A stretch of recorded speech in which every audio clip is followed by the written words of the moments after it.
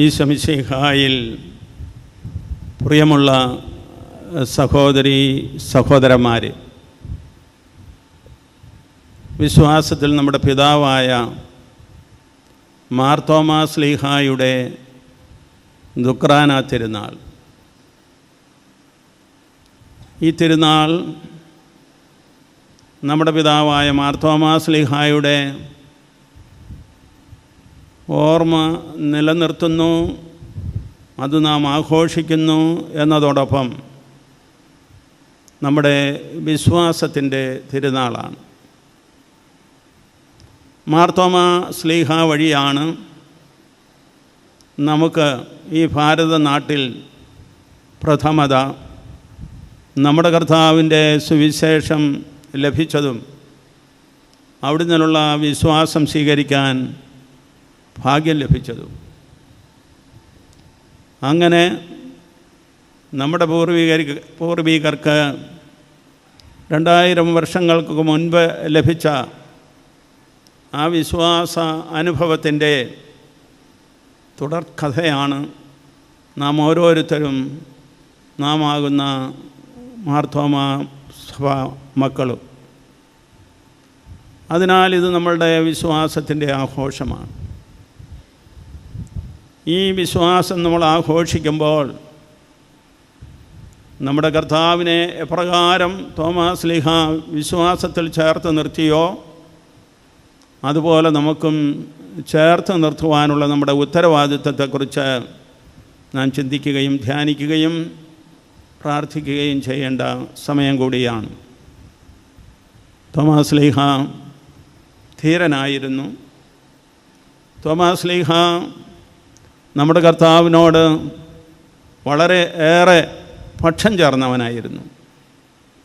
കാരണം മറ്റു ശിഷ്യന്മാർ കർത്താവിനെ യഹൂദർ കല്ലെറിയാൻ നോക്കിയിരിക്കുന്നു, അതിനാൽ അങ്ങോട്ട് പോകണ്ട എന്ന് പറഞ്ഞ സന്ദർഭത്തിൽ നമുക്കും അവനോടുകൂടി പോയി മരിക്കാം എന്ന് പറഞ്ഞ ഒരു ധീരനായ വിശ്വാസം, നമ്മുടെ കർത്താവിന് വേണ്ടി പക്ഷം ചേർന്നവൻ ആയിരുന്നു ആ തോമാ ശ്ലീഹ.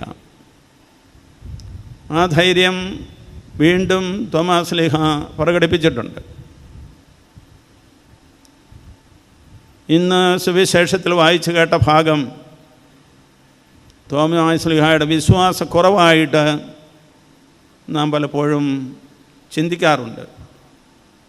തോമാ ശ്ലീഹായ്ക്ക് കർത്താവിൽ വിശ്വാസക്കുറവില്ലായിരുന്നു. കർത്താവ് ഉത്ഥാനം ചെയ്തു എന്ന ആ വലിയ സത്യം അതുവരെ ആരും അറിഞ്ഞിട്ടില്ലാതിരുന്ന ഒരു സത്യം, മറ്റ് ശിഷ്യന്മാർക്ക് മാത്രം ഈശോ പ്രത്യക്ഷപ്പെട്ടതുകൊണ്ട് അവർക്ക് ബോധ്യപ്പെട്ട സത്യം എനിക്കും ബോധ്യപ്പെടണം എന്നുള്ള ഒരു ചിന്തയാണ് തോമാ ശ്ലീഹായെ കർത്താവിൻ്റെ വിലാവിൽ കൈയിട്ടാൽ മാത്രമേ ഞാൻ വിശ്വസിക്കുകയുള്ളൂ എന്ന് പറയുവാൻ പ്രേരിപ്പിച്ചത്. കാരണം കർത്താവിൻ്റെ ഉത്ഥാനം അവിടുത്തെ ദൈവത്വത്തിൻ്റെ ഏറ്റവും വലിയ സത്യമാണെന്ന് മാർത്തോമാ ശ്ലീഹ മനസ്സിലാക്കി. അതുകൊണ്ട് തന്നെയാണ് ഉത്ഥിതനെ കണ്ടപ്പോൾ തോമാ ശ്ലീഹ പറഞ്ഞത്, എൻ്റെ കർത്താവേ, എൻ്റെ ദൈവമേ എന്ന്. ഇപ്രകാരം നമ്മുടെ കർത്താവായ ഈശോ മിശിഹായെ ദൈവമായിട്ട് പരസ്യമായി പ്രഖ്യാപിക്കുന്ന ഒരു വിശ്വാസ പ്രഖ്യാപനം സുവിശേഷങ്ങളിൽ വേറെയില്ല. പത്രോസ് ശ്ലീഹായുടെ വിശ്വാസ പ്രഖ്യാപനത്തിൽ ജീവനുള്ള ദൈവത്തിൻ്റെ പുത്രനായ മിശിഹ ആകുന്നു എന്നാണ് പറഞ്ഞത്. ആ വിശ്വാസ പ്രഖ്യാപനത്തിന് കുറവുണ്ടെന്നല്ല പറയുന്നത്. അവിടെ പത്രോസ് പറയുന്നത് നീ വരാനിരിക്കുന്ന രക്ഷകൻ തന്നെയാണ്, നീ ദൈവപുത്രനാണ് എന്നുള്ള ആ സത്യമാണ്. എന്നാൽ ഇവിടെ ദൈവത്തിന് സമാനനായി പുത്രൻ ഉദ്ധിതനായി പിതാവിൻ്റെ വലത്ത് ഭാഗത്ത് ഇരിക്കത്തക്ക യോഗ്യതയോടുകൂടി ആയിരിക്കുന്നവനാണെന്നുള്ള ആ പ്രഖ്യാപനമാണ് ദൈവത്തിൻ്റെ കൃപയാൽ നമ്മുടെ പിതാവായ മാർത്തോമാ ശ്ലീഹ പ്രഖ്യാപിക്കുന്നത്. മാർ വലാഹ്, എൻ്റെ കർത്താവേ, എൻ്റെ ദൈവമേ. അപ്പോഴങ്ങനെയുള്ള ആ കർത്താവിൻ്റെ ഉത്ഥാനത്തിലുള്ള വിശ്വാസം അത് കർത്താവിലുള്ള ആഴമായ വിശ്വാസമായി മാറുകയും പിന്നീട് അപ്പസ്തോലന്മാർ ലോകമെങ്ങും പോയി കർത്താവിൻ്റെ കൽപ്പനയനുസരിച്ച് സുവിശേഷം പ്രസംഗിച്ച് ജ്ഞാനസ്നാനപ്പെടുത്തി കർത്താവിന് ശിഷ്യന്മാരെയും ശിഷ്യകളെയും ഒക്കെ ജനിപ്പിച്ച സന്ദർഭത്തിൽ ഈ ഭാരതത്തിലേക്ക് വന്നു മാർത്തോമാ ശ്ലീഹ. ചരിത്ര പഠിതാക്കൾ ഇപ്പോൾ പറയുന്നത് 2 പ്രാവശ്യം വന്നു എന്നാണ്. ഒരു പ്രാവശ്യം കരമാർഗം വടക്കേ ഇന്ത്യയുടെ ഭാഗങ്ങളിൽ അഫ്ഗാനിസ്ഥാൻ വഴി ഇറങ്ങി വന്ന് ബോംബെ വരെയും എത്തിയിട്ടുണ്ടായിരിക്കും എന്നാണ് പഠനങ്ങൾ സൂചിപ്പിക്കുന്നത്. പിന്നീട് തിരിച്ചുപോയ മാർത്തോമാ ശ്ലീഹ അത് പരിശുദ്ധ അമ്മയുടെ അന്ത്യകാലത്താണ് അമ്മയുടെ സ്വർഗ ആരോപണം കാണുന്നതിന് വേണ്ടിയാണ് പോയത്, മരണമാണ് പ്രതീക്ഷിച്ചത് എന്ന് വരികിലും അങ്ങനെയുള്ള അങ്ങനെയുള്ള ആ യാത്രയ്ക്ക് ശേഷം തിരിച്ചു വന്നതാണ് കൊടുങ്ങല്ലൂരിൽ ഇറങ്ങി ഏഴരപ്പള്ളികൾ സ്ഥാപിക്കുന്നത്. ഇപ്രകാരം ചരിത്ര പഠനങ്ങൾ നമ്മെ കൂടുതൽ തോമാ ശ്ലീഹായുടെ ഭാരത പ്രവേശത്തെക്കുറിച്ച് പഠിപ്പിക്കുവാൻ തുടങ്ങിയിരിക്കുന്നു. അപ്രകാരമുള്ള ചരിത്ര പഠനത്തിൻ്റെ പ്രഥമ വാല്യം ഗ്രന്ഥം ഇന്ന് പ്രകാശിപ്പിക്കപ്പെടുകയാണ് നമ്മുടെ സഭയിൽ. ബൃഹത്തായ ഒരു ഗ്രന്ഥം, അതിനെ നമ്മുടെ ചരിത്ര പഠനങ്ങളെ സ്വാധീനിക്കേണ്ട ഒരു ഗ്രന്ഥമാണ്. തോമാ ശ്ലീഹായിലുള്ള ചരിത്രപരമായ നമ്മുടെ ആ അവബോധം വളർത്തുന്ന ഒരു ഗ്രന്ഥമാണത്. തോമാ ശ്ലീഹ 7 പള്ളികൾ സ്ഥാപിച്ചു എന്ന് വെച്ചാൽ 7 ക്രൈസ്തവ സമൂഹങ്ങളും ഒരു ചെറിയ ക്രൈസ്തവ സമൂഹവും എന്നുള്ള അർത്ഥത്തിലായിരിക്കാം 7 പള്ളികൾ സ്ഥാപിച്ചു. ആ 7 പള്ളികളിൽ നിന്ന് നമുക്കിന്ന് ലോകത്തിലാകമാനം 35 രൂപതകളിലായി എത്രയോ വലിയ ഒരു സീറോ മലബാർ സഭാ സമൂഹമുണ്ട്. ഓർത്തഡോക്സ് സഭകളിലായിട്ട് ക്രൈസ്തവ വിശ്വാസികളുടെ വലിയ സമൂഹങ്ങളുണ്ട്. മറ്റ് മാർത്തോമാ CSI സഭകളിലുമൊക്കെ മാർത്തോമാ ക്രിസ്ത്യാനികളുടെ പിന്തുടർച്ചക്കാരായിട്ട് ക്രൈസ്തവ വിശ്വാസികളുടെ ഒരു വലിയ സമൂഹം തന്നെയുണ്ട്. തോമാ ശ്ലീഹായുടെ ആ വിശ്വാസ പാരമ്പര്യം ഈ സഭകളിലെല്ലാം ഇങ്ങനെ വ്യാപിച്ച് നിൽക്കുകയാണ്. നമ്മെ സംബന്ധിച്ചിടത്തോളം ആ വിശ്വാസത്തിൻ്റെ പൈതൃകം അഭംഗുരം കാത്തു സൂക്ഷിച്ചുകൊണ്ട് ആ കൂട്ടായ്മയ്ക്ക് ആദ്യം മുതലേ ഉണ്ടായിരുന്ന ഭദ്രത റോമാ മാർപ്പാപ്പായുടെ കീഴിൽ കാത്തു സൂക്ഷിച്ചുകൊണ്ട് വന്നു എന്നതാണ് നമ്മുടെ സവിശേഷത. ആ സീറോ മലബാർ സഭയുടെ അംഗങ്ങളായ നാം എല്ലാവരും ഇന്ന് നമ്മുടെ വിശ്വാസം ആഘോഷിക്കുന്നത് പോലെ തന്നെ നമ്മുടെ വിശ്വാസത്തിൻ്റെ കൂട്ടായ്മയെയും ആഘോഷിക്കുകയാണ്. നമ്മുടെ സഭാപരമായ ഐക്യത്തെ ആഘോഷിക്കുകയാണ്. ആ ഐക്യം നിലനിർത്തേണ്ടതിൻ്റെ ആവശ്യകതയെക്കുറിച്ച് നമ്മൾ ബോധവാന്മാരും ബോധവതികളും ആകുകയാണ്. ഇന്ന് കൂടുതൽ നമ്മുടെ സഭാഗാത്രത്തെ പടുത്തുയർത്തുവാനുള്ള നമ്മുടെ ഉത്തരവാദിത്വം നാം ഒന്ന് ഓർത്തിരിക്കുക. ഇന്ന് ലേഖനഭാഗത്ത് പൗലോസ് ശ്ലീഹ പറഞ്ഞതുപോലെ കർത്താവായ ഈശോ മിശിഹായിൽ അവയവങ്ങളായിട്ട് നിന്ന് പടുത്തുയർത്തപ്പെടുന്ന ഒരു സഭാഗാത്രമാണ് നമ്മൾ. മിശിഹായുടെ ഗാത്രം, അവിടുത്തെ ശരീരം. അങ്ങനെയുള്ള അവിടുത്തെ ശരീരത്തിൻ്റെ ഐക്യമാണ് സഭയിൽ പ്രകാശിതമാകുന്നത്. തോമാ ശ്ലീഹായിലൂടെ നാം സ്വീകരിച്ച നമ്മുടെ കർത്താവിലുള്ള വിശ്വാസം, അവിടുത്തെ ഉത്ഥാന രഹസ്യത്തിലുള്ള നമ്മുടെ വിശ്വാസം, അതിന്ന് നമുക്ക് അനുഭവവേദ്യമായി തീരുന്നത് ഈ സഭാഗാത്രത്തിൻ്റെ കൂട്ടായ്മയിലാണ്. പൗലോസ് ശ്ലീഹായുടെ ലേഖനങ്ങളിൽ അദ്ദേഹം മനുഷ്യനെ കാണുന്നത് ബാഹ്യമനുഷ്യനും ആന്തരിക മനുഷ്യനുമായിട്ടാണ്. ബാഹ്യമനുഷ്യൻ എന്ന് പറയുമ്പോൾ നാമൊക്കെ കാണുന്ന നമ്മുടെ ശരീരത്തോടു കൂടിയുള്ള അവസ്ഥ. ആന്തരിക മനുഷ്യൻ എന്ന് പറയുമ്പോൾ നമ്മുടെ ആത്മാവിൽ നാം അനുഭവിക്കുന്ന ദൈവപുത്ര സ്ഥാനത്തോടു കൂടിയുള്ള നമ്മുടെ ആ അവസ്ഥ. ഈ രണ്ടവസ്ഥകളും കൂടി ചേർന്നതാണ് നമ്മുടെ മാനുഷികമായ അസ്തിത്വം. മാമോദീസായ്ക്ക് ശേഷം പ്രിയമുള്ളവരെ, അങ്ങനെയുള്ളവരായ നമ്മൾ നമ്മുടെ കർത്താവിനോട് ചേർന്ന് സഭാഗാത്രമായി പണിതുയർത്തപ്പെട്ടുകൊണ്ടിരിക്കുകയാണ്. ഭാരത ചിന്തയുടെ അടിസ്ഥാനത്തിൽ പറഞ്ഞാൽ നമ്മുടെ സ്ഥൂല ശരീരവും സൂക്ഷ്മ ശരീരവും എന്ന് നാം ഈ രണ്ട് നമ്മെ തന്നെ കുറിച്ചുള്ള ഭാവനയെ നമുക്ക് വിശദീകരിക്കാം. സ്ഥൂല ശരീരം പൗലോസ്ലീഹ പറയുന്ന ബാഹ്യമനുഷ്യനാണ്. സൂക്ഷ്മ ശരീരം പൗലോസ്ലീഹ പറയുന്ന ആന്തരിക മനുഷ്യനാണ്. അപ്പോൾ ഈ ആന്തരിക മനുഷ്യൻ കർത്താവായ ഈശോ മിശിഹായിൽ വലിയൊരു ഭവനമായി പണിതുയർത്തപ്പെട്ടുകൊണ്ടിരിക്കുകയാണ്. തോമാസ്ലീഹ ഒരു തച്ചനായിരുന്നു എന്നും ആ തച്ചൻ്റെ പണി ഈ ലോകത്തിൽ അദ്ദേഹം സ്വയമേവ ചെയ്തു എന്നും ഒരുപക്ഷേ അപ്രകാരം ഇവിടെ ചെയ്യുവാൻ മറ്റുള്ളവരെ പ്രേരിപ്പിച്ചിരിക്കാമെന്നും ഒക്കെ നമുക്ക് ഊഹിക്കാം. ഗൊണ്ടഫർ രാജാവ് കൊട്ടാരം പണിയാൻ ആവശ്യപ്പെട്ടപ്പോൾ സ്വർഗത്തിലാണ് എൻ്റെ കൊട്ടാരമെന്ന് പറഞ്ഞ തോമാസ്ലീഹ അന്ന് അദ്ദേഹം തച്ചനാണെന്ന് അറിയപ്പെട്ടത് കൊണ്ടായിരിക്കുമല്ലോ തീർച്ചയായിട്ടും കൊട്ടാരം പണിയാൻ പറഞ്ഞു. പക്ഷേ അദ്ദേഹം പണിത കൊട്ടാരം നാമാകുന്ന സഭാഗാത്രമാണ്.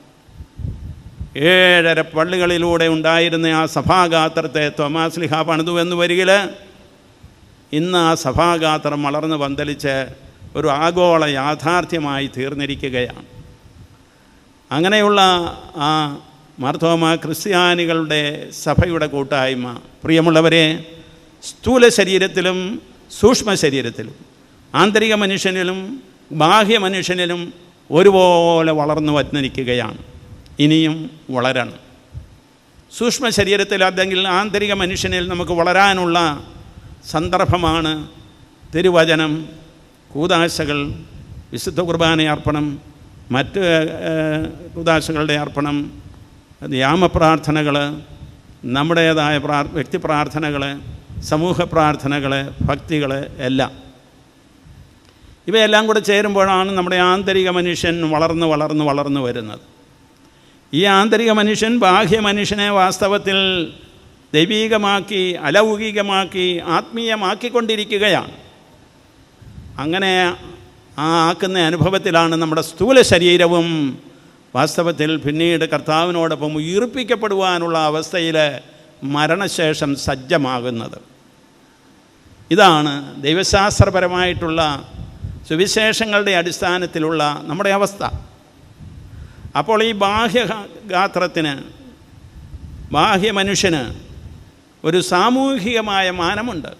അവൻ ഒറ്റയല്ല, അവനൊരു കുടുംബമാണ്, അവനൊരു പ്രാദേശിക സഭയാണ്, അവനൊരു സാർവത്രിക സഭയിലെ അംഗമാണ്. അങ്ങനെയുള്ള ആ സഭാഗാത്രത്തോട് ചേർന്ന് നിൽക്കുന്നവന് സഭാഗാത്രത്തിൻ്റെ കൂട്ടായ്മയെ പരിപോഷിപ്പിക്കുന്നതായിട്ടുള്ള ഒരു ബാഹ്യ സംവിധാനവും കർത്താവായ ഈശോ മിശിഹാ തന്നെ കൽപ്പിച്ചു തന്നിട്ടുണ്ട്. തോമാസ്ലീഹായിലൂടെ അത് നമുക്ക് ലഭിച്ചിട്ടുണ്ട്. അപ്പസ്തോലികമായിട്ടുള്ള അടിത്തറ. 12 പേരാകുന്ന അപ്പസ്തോലന്മാരുടെ അടിത്തറയിന്മേൽ പണിതുയർത്തപ്പെട്ടിരിക്കുന്ന സഭയിൽ സീറോ മലബാർ സഭ തോമാസ്ലീഹായാകുന്ന അപ്പസ്തോലൻ്റെ അടിത്തറയിൽ പണിതുയർത്തപ്പെട്ടിരിക്കുന്നതാണ്. ചരിത്രത്തിൽ പത്രോസിൻ്റെ സിംഹാസനമാകുന്ന റോമായും അല്ലെങ്കിൽ റോമാ സഭയും, അതുപോലെ തന്നെ സ്പെയിനിലുള്ള യാക്കോബ് സ്ലീഹായുടെ ആ സിംഹാസനവും ഇവിടെ മാർത്തോമാ സ്ലീഹായുടേതായിട്ടുള്ള സിംഹാസനവും പാരമ്പര്യവുമാണ് സാധാരണ അറിയപ്പെടുന്ന അപ്പസ്തോലിക പൈതൃകങ്ങൾ. അപ്പോഴങ്ങനെയുള്ള ഒരു അപ്പസ്തോലിക പൈതൃകത്തിൻ്റെ ഉടമകളാണ് നമ്മൾ. ഈ അപ്പസ്തോലിക പൈതൃകം ഏറ്റുവാങ്ങിയിരിക്കുന്നവരായ നമ്മൾ ആ അപ്പസ്തോലിക പൈതൃകത്തിൽ വാഴിക്കപ്പെടുന്ന മെത്രാന്മാരോടും അവരോട് ചേർന്ന് നിന്ന് പ്രവർത്തിക്കുന്ന അപ്പസ്തോലിക പൗരോഹിത്യം തന്നെയുള്ള വൈദികരോടും ചേർന്ന് സഭാഗാത്രത്തിൽ ആത്മീയമായ ശുശ്രൂഷകൾ സ്വീകരിച്ച് ഒരു സ്ഥൂല ശരീരമായിട്ട്, ഒരു ബാഹ്യ സമൂഹമായിട്ട് വളർന്ന് നിൽക്കണം. അതിന് നമുക്ക് കുറവുകളൊന്നും ഉണ്ടായിക്കൂടാ. ആ ഒരു വളർച്ചയുടെ ഏറ്റവും വലിയ അനുഭവമാണ് വിശുദ്ധ കുർബാനയുടെ അനുഭവം. വിശുദ്ധ കുർബാന ക്രൈസ്തവ ജീവിതത്തിൻ്റെ അടിത്തറയും ഉച്ചാവസ്ഥയുമാണെന്ന് പരിശുദ്ധ പിതാവ് ചാക്രിക ലേഖനത്തിലൂടെ നമ്മളെ പഠിപ്പിച്ചിട്ടുണ്ട്. രണ്ടാം വത്തിക്കാൻ കൗൺസിലിലെ ലിറ്റർജി എന്നുള്ള പ്രമാണരേഖയിലും പറഞ്ഞിട്ടുണ്ട്. The source and summit of the Christian life is the Eucharist.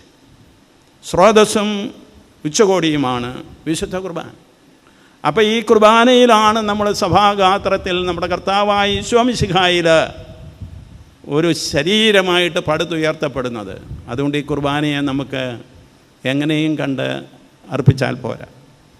ഈ കുർബാനയെ നമുക്ക് ലഭിച്ചിരിക്കുന്നതനുസരിച്ച് നമ്മൾ അർപ്പിക്കണം. ആ ലഭിച്ചിരിക്കുന്നത് അനുസരിച്ച് അർപ്പിക്കുവാനുള്ള കാര്യങ്ങളുടെ നിർദ്ദേശങ്ങളാണ് നമ്മെ സംബന്ധിച്ചിടത്തോളം ദൈവശാസ്ത്രപരമായിട്ട് വളരെ പ്രധാനപ്പെട്ടവയാണ്. കർത്താവായ ഈശോ മിശിഹായുടെ ജീവിതത്തിൽ നമ്മൾ കാണുന്ന രണ്ട് വശങ്ങളുണ്ട്. ഒന്ന് ദൈവോന്മുഖത, പിതാവായ ദൈവത്തോടുള്ള തൻ്റെ ആ ശ്രദ്ധാപൂർവമായിട്ടുള്ള ആഭിമുഖ്യം. രണ്ടാമത് തന്നിൽ വിശ്വസിക്കുന്ന സമൂഹത്തോടുള്ള ഐക്യദാർഢ്യം. ഇത് രണ്ടും അവിടത്തേക്കുണ്ടായിരുന്നു. പിതാവായ ദൈവത്തിൻ്റെ പക്കലേക്ക് കർത്താവ് പ്രത്യേകം ശ്രദ്ധ തിരിക്കുന്ന സന്ദർഭങ്ങൾ ശിഷ്യന്മാരെ പഠിപ്പിച്ചപ്പോഴും പ്രാർത്ഥിക്കാൻ പറഞ്ഞത് സ്വർഗസ്ഥനായ ഞങ്ങളുടെ പിതാവേ എന്ന് പറഞ്ഞ് പ്രാർത്ഥിക്കാനാണ്. അവിടുത്തോട് പ്രാർത്ഥിക്കുക എന്നുള്ളതിനേക്കാൾ പ്രാർത്ഥിക്കാൻ പാടില്ലെന്നുള്ളതല്ല, ശിഷ്യന്മാരത് ചെയ്തിരുന്നു. എന്നാൽ അതിലുപരി നിങ്ങൾ ഒന്നിച്ച് സ്വർഗസ്ഥനായ പിതാവിനെ വിളിച്ചപേക്ഷിക്കണമെന്നാണ് പറഞ്ഞത്. അതുപോലെ തന്നെ കർത്താവ് എത്രയോ സന്ദർഭങ്ങളിൽ തൻ്റെ ദൈവോന്മുഖത പ്രകടമാക്കിയിട്ടുണ്ട്. ഒറ്റയ്ക്ക് പോയി പ്രാർത്ഥിച്ച സന്ദർഭത്തിൽ മലമുകളിലേക്ക് പോയിരുന്നു എന്ന് അവൻ പറയുന്നതെല്ലാം പ്രാർത്ഥിക്കാൻ പോകുന്നതാണ്. അവസാന സന്ദർഭത്തിൽ ഗത്സമനിയിൽ പ്രാർത്ഥിക്കുന്നതും ഒറ്റയ്ക്ക് ശിഷ്യന്മാരെ കൂട്ടുപിടിച്ച് അടുത്ത് നിർത്തിക്കൊണ്ട് അകത്ത് പോയി പ്രാർത്ഥിക്കുകയാണ്. പിതാവിനെ വിളിച്ചാണ് പ്രാർത്ഥിക്കുന്നത്. അവരെ എല്ലാവരെയും വട്ടത്തിൽ കൂട്ടിയിരുത്തിക്കൊണ്ട് കർത്താവ് പ്രാർത്ഥിക്കുകയല്ല. അങ്ങനെ പ്രാർത്ഥിച്ചു കഴിഞ്ഞു. പിന്നെയോ സ്വർഗസ്ഥനായ പിതാവിനെ വിളിച്ചപേക്ഷിക്കുകയാണ്. തൻ്റെ പരമമായ സമർപ്പണം വരുന്നു. കുരിശിലെ തൻ്റെ ബലി വരുന്നു. അതിനുള്ള ശക്തി തനിക്കില്ല എന്ന് മനസ്സിലാക്കുന്നു. അതുകൊണ്ട് പറയുകയാണ്, ഈ കാസ കഴിവതും മാറിപ്പോകട്ടെ എന്ന്. പരസ്യ ജീവിതത്തിലായിരുന്നപ്പോൾ പറഞ്ഞതാണ്, എനിക്കൊരു കാസ മുങ്ങാനുണ്ട്, കുടിക്കാനുണ്ട്, എനിക്കൊരു മാമോദീസ മുങ്ങാനുണ്ട്, അത് മുങ്ങുവോളം കുടിക്കുവോളം ഞാൻ വിഗ്രഹചിത്തനായിരിക്കുന്നു എന്ന്.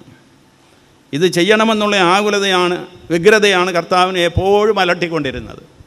എന്നാൽ അത് അടുത്തു വന്നപ്പോൾ ഗത്സമനയിലെ പ്രാർത്ഥനയിൽ പിതാവിനോട് പ്രാർത്ഥിക്കുകയാണ്. ലാസറിനെ ഉയർപ്പിച്ച സന്ദർഭത്തിൽ അവിടുന്ന് സ്വർഗത്തിലേക്ക് കണ്ണുകൾ ഉയർത്തി എന്ന് പറഞ്ഞു. പിതാവായ ദൈവം തന്നോടുകൂടെ ഈ താഴെ ഇല്ലാഞ്ഞിട്ടാണോ സ്വർഗത്തിലേക്ക് കണ്ണുകൾ ഉയർത്തിയത്? ഇതുപോലെ നമ്മൾ സ്വർഗത്തിലേക്ക് കണ്ണുകൾ ഉയർത്തേണ്ട സന്ദർഭം. ഇതുപോലെ നാം എല്ലാവരും കർത്താവായ ഈശോ മിശിഹായോട് ചേർന്ന് പിതാവിങ്കിലേക്ക് കണ്ണുയർത്തേണ്ട സന്ദർഭമുണ്ട് പ്രിയമുള്ളവരെ. അങ്ങനെയുള്ള സന്ദർഭത്തിൻ്റെ ഏറ്റവും പ്രധാനപ്പെട്ട ഭാഗമാണ് നമ്മുടെ ബലി അർപ്പണം, വചന ശുശ്രൂഷയ്ക്ക് ശേഷമുള്ള ബലി അർപ്പണ ഭാഗം. അതുകൊണ്ടാണ് നാം ഒന്ന് ചേർന്ന് പിതാവിന് ഈ പരമമായ ബലി കർത്താവായ ഈശോ മിശിഹ അർപ്പിച്ചതുപോലെ അർപ്പിക്കുന്നത്. നാം ഒന്നാണ്, വൈദികരും ആരാധന സമൂഹവും ഒന്നാണ്. ഒന്നിച്ച് കർത്താവിൽ ഐക്യപ്പെട്ടിരിക്കുന്ന സഭാഗാത്രമാണ്. ഈ സഭാഗാത്രത്തിൽ മറ്റൊരു വിടവില്ല. ഒന്ന് ചേർന്ന് കർത്താവായ ഈശോ മിശിഹായോട് ചേർന്ന് നമ്മൾ ഈ ബലി അർപ്പിക്കുകയാണ്. അതുകൊണ്ടാണ് ആ അർപ്പണ ഭാഗത്ത് നമ്മൾ മദ്ബഹായിൽ പ്രവേശിച്ച് കുരിശിന് അഭിമുഖമായി നിന്നുകൊണ്ട് പ്രാർത്ഥിക്കും. കുരിശിൽ കിടന്ന കർത്താവ് പോലും പിതാവിനെ വിളിച്ചാണ് ആത്മസമർപ്പണം നടത്തിയത്. പിതാവേ, ഇവർ ചെയ്യുന്നത് എന്തെന്നറിയായാൽ ഇവരോട് ക്ഷമിക്കണമേ. ലോകത്തിന് വേണ്ടിയുള്ള പാപമോചനം കർത്താവ് പ്രാർത്ഥിച്ചു പിതാവിനോട്. അതുപോലെ തന്നെ പറയുകയാണ്, പിതാവേ, അങ്ങയുടെ തൃക്കരങ്ങളിൽ എൻ്റെ ആത്മാവിനെ സമർപ്പിക്കുന്നു. മനുഷ്യത്വത്തിൽ നമ്മുടെ രക്ഷ സാധിച്ച കർത്താവ് തന്നെ പൂർണ്ണമായിട്ട് പിതാവിന് സമർപ്പിക്കുകയാണ്. ഈ സമർപ്പണമാണ് നമ്മൾ നിർവഹിക്കുന്നത്.